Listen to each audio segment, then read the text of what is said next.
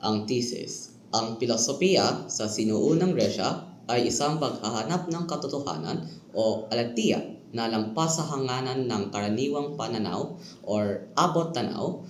Sa nagsimula kay Thales, ang tao sa bungad, ipinakita ng mga pilosopo tulad ni Parmenides na ang katotohanan ay hindi basta opinyon kundi ang realidad na nagbubunyag ng sarili.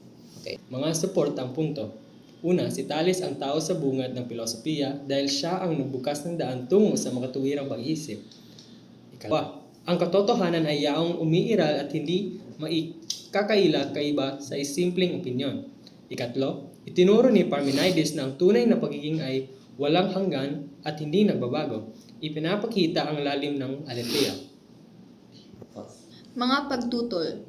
Maaaring hindi talaga si Thales ang unang pilosopo dahil may mga naunang kultura na ang nag-isip ng malalim tungkol sa realidad. Ikalawa, ang katotohanan ay maaaring nakasalalay sa pananaw at hindi isang ganap na bagay.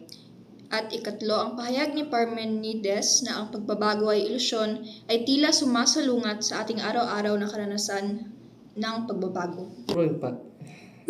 Itinuturing pa rin si Thales ang pintuan ng filosofiya dahil ginamit niya ang katwiran, hindi lamang mito, upang ipaliwanag ang mundo. Kahit iba-iba ang pananaw ng tao, nananatiling hiwalay ang katotohanan sa opinyon. Halimbawa, umiiral ang puno ng mangga kahit hindi ito paniwala ng iba.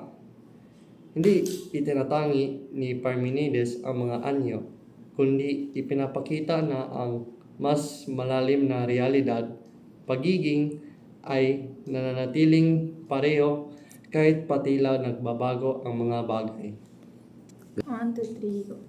Mga halimbawa. Una, Thales, tulad ng taong nagbubukas ng pinto para makapasok ng iba, siya ay nagsimula ng filosofiya. Ikalawa, katotohanan. Ang puno ng mangga ay umiiral kahit pa igiit ng isang tao na wala ito. At ikatlo, Parmenides, nagiging yelo o singaw ang tubig, ngunit ang kanyang diwa ay nananatili. Mga pananaw. Nagsimula ang filosofiya ng Mga pananaw. Nagsimula ang filosofiya ng piliin ng tao na gumamit ng katwiran imbis na umasa lamang sa mga mito. Ikalawa, ang katotohanan ay bagay na pinagsasaluhan at isinasabuhay, hindi lang imbento ng individual. Ikatlo, ang realidad ay may mga antas, nagbabago ang anyo, ngunit nanatili ang mas malalim na katotohanan. Sofia sa tapang ni Thales, ang tao sa bungad na naghanap ng katotohanan. Lampas sa mga mito, ipinakita ng mga Griego na ang katotohanan o aletheia ay ang pagbubunyag ng realidad.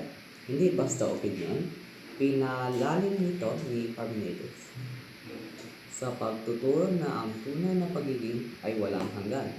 Paala ito na hinahamon tayo ng filosofiya na lampasan ang ating abot-tanaw upang tuklasin ang realidad kung ano talaga ito. Okay?